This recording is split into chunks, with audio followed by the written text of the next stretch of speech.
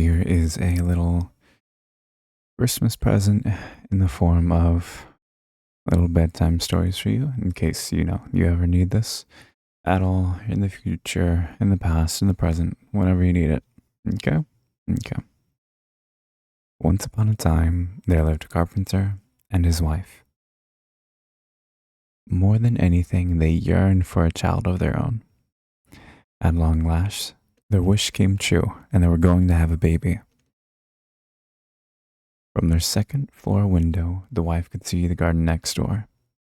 Such fine, straight rows of fresh green plants, but no one dared to see them up close, for the garden belonged to a witch. One day, the wife was staring at the garden from her window. How delicious those big green heads of lettuce looked. I must eat one of them, she said to her husband. You must go and get me some. I cannot, said her husband. You know as well as I do that the garden belongs to a witch. If I cannot have that lettuce, said the wife, I will not eat anything at all, and I will die. What could the carpenter do? Later that night, he climbed over the garden wall, and taking very quiet steps, he broke one green head of lettuce from the ground.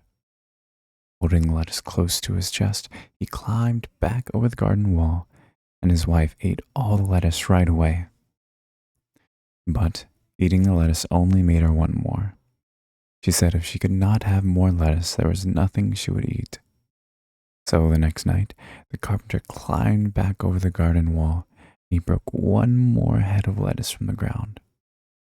All at once rang a high, loud voice. Exactly what do you think you're doing? I'm getting lettuce for my wife, said the carpenter. Yelled the witch. You will pay for this. Please, said the carpenter. My wife is going to have a baby. She saw your lettuce and wanted it so very much. What does that matter? Howled the witch. I'll do anything to make this right, begged the carpenter. He thought, surely I can build her something she would like. You say you'll do anything, said the witch. Yes, name it, said he. Fine, said the witch. Here's the deal. Go ahead, take all the lettuce you want. Your wife will have a baby, and it will end up being a girl, and she will be all mine. What? Said the carpenter. I would never agree to that. You already did, said the witch, and she laughed an evil laugh. Indeed, the wife ended up having a baby, and it ended up being a girl just as the witch had predicted. To keep the baby safe from the witch, the carpenter built a tall, deep tower in the woods. He built a staircase that led up to a room at the very top, and he installed one long pointed window in that top room. He and his wife took turns staying there with the baby. But the witch had a magic ball, and the magic ball showed the baby was in the top room of this tower. When the carpenter and his wife were both inside the house, the witch cast a spell over both of them, and they fell into a deep, deep sleep. The witch went directly to the tower and up to the room at the very top where the baby slept in its cradle. You are mine, hissed the witch. I will call you Rapunzel, for that is the name of the lettuce that brought you to me. With her magic, the witch sent the carpenter and his wife back to their cottage. The witch did not know how to take care of a baby. Rapunzel grew into a child, and the witch did not even know how to cut her hair. The girl's blonde hair grew longer and longer, and all the witch could do was keep the little girl locked in the room at the very top of the tower. She told the child that the world is a very bad place, and that is why she must never leave the tower.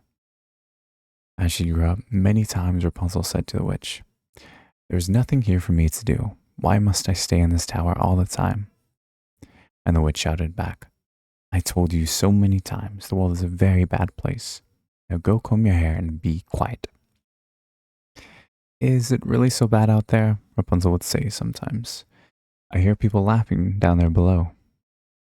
At such times, the witch would yell, How many times do I have to repeat myself? Don't listen to anything you see or hear out there. The world is much worse than you think. On her 12th birthday, Rapunzel found the courage to say to the witch, Don't care what you say anymore. I am so tired of staying here all alone all the time. When you are gone, I will chip away at the door and I will make a hole. I will run down the stairs and go outside, and you can't stop me." "You think so?" said the witch. "Think again." And with her power, she made the staircase and the tower collapse. She closed up the door at the base of the tower so there was no trace of it. And now there was no way for Rapunzel to escape. By then, Rapunzel's hair had grown very, very long. And once the stairs were gone, when it was time for the witch to visit her in the tower, she would call from outside, "Rapunzel, Rapunzel, let down your hair." Rapunzel would throw her long blonde braid out of the window, and the witch would grab hold of her hair like a rope. 5 more long years went by. Poor Rapunzel. She had to stay in that room day after day, and all she could do was sing sad songs from the window. Sometimes birds at the treetops would join her songs, and then she would feel a little better, but only a little. One day, a prince was riding through the woods, and he heard a sound of beautiful singing. It seemed like it was coming from the treetops, but of course, that was impossible. He rode closer to the sound and at last was standing before the tower. "This is odd," he said, looking around the base of the tower. "There is no door to get in, yet someone is singing at the very top of the tower. How does anyone get in or out?" The singing enchanted him, and the prince found himself returning to the tower each day. Who was this young woman, and why was she there every day?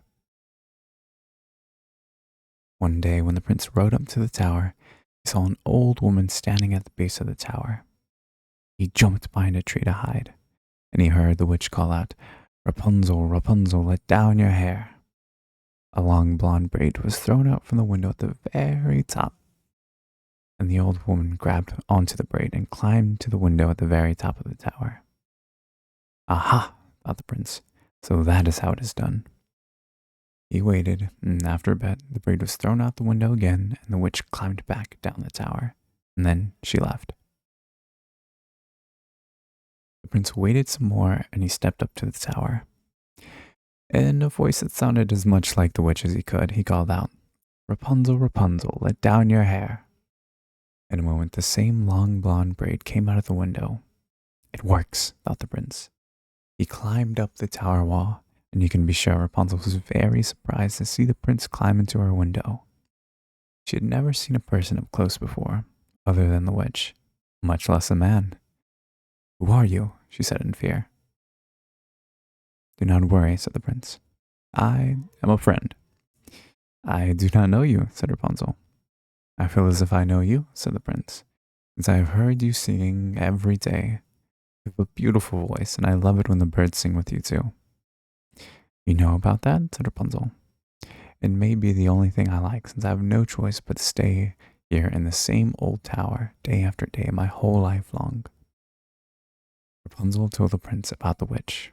She told him that since the world is such a very bad place, she must always stay in the tower room. "But the world is not as bad as all that," said the prince. He told Rapunzel about flowers and festivals, gardens and games, puddles and puppies, strawberries and secrets, and she was fascinated. And so many hours went by. At last, Rapunzel said to the prince, "You must go. The witch may come back at any time." "Very well," said he, "but I'll be back tomorrow." Rapunzel threw her braid out the window, and the prince climbed down. The next day, the prince climbed back up to Rapunzel's room, and he said, "I have a surprise for you." He had brought her a basket of strawberries. And as she tasted a strawberry, Rapunzel thought, "What I was told is not true. The world can be a very fine place. What else is there that I am missing?" She said to the prince, "I must get out of this tower as soon as I can, but how?" The prince said, "I can come and go by holding onto your braid. Once I am down, the problem is, how do we get you down too?" Then, suddenly, Rapunzel had an idea. "Bring me a ball of silk each time you come. I will weave the silk into a ladder. Silk folds up so small that the witch won't see it, and when the ladder gets long enough to reach the ground, I will follow you by climbing down the silk ladder." "That will work," cried the prince. He moved closer to Rapunzel.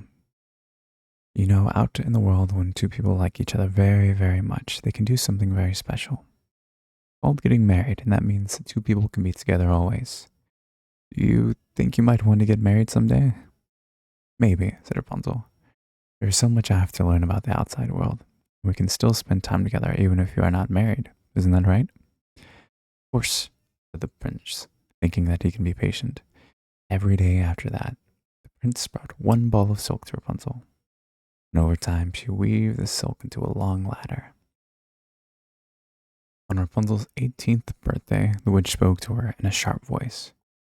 I am sick and tired of hearing you go on and on about being alone in this tower all the time. Know this, Rapunzel is not going to change, and you will stay in this tower forever. Who says I'm alone in the room all the time? Said Rapunzel. What? Said the witch. Who's been up here with you? No one, said Rapunzel at once in fear. I mean, no one but you. But the witch did not believe her. She looked everywhere in the room for something to prove that someone else had been there. She found the ladder and held it high in the air, and she yelled, What is the meaning of this? My friend the prince brought me the silk, and I made the ladder, said Rapunzel. You will never see this prince again, yelled the witch, and she took out a knife, snip, snap, and Rapunzel's lovely braid was cut off.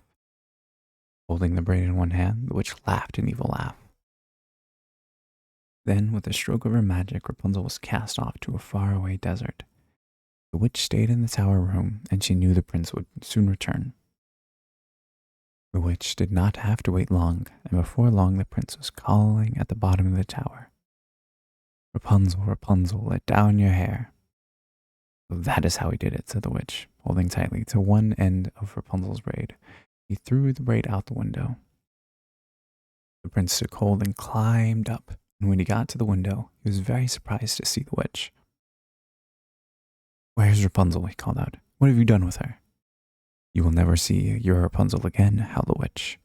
And the old woman pushed the prince so hard that he lost hold of the window. Down, down he fell. The prince landed on some bushes that helped with the fall, but the bushes had thorns, and some went into his eyes, and the poor prince was blinded.